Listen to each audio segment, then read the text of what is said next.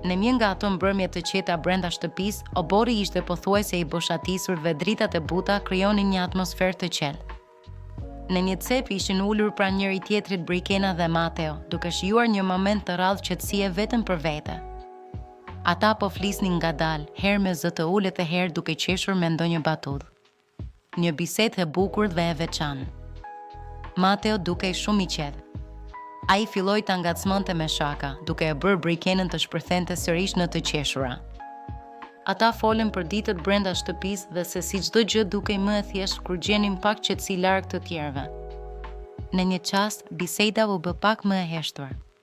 Të dy po shikonin përpara, në atë pauzë që ndodh kur njerëzit ndihen rehat.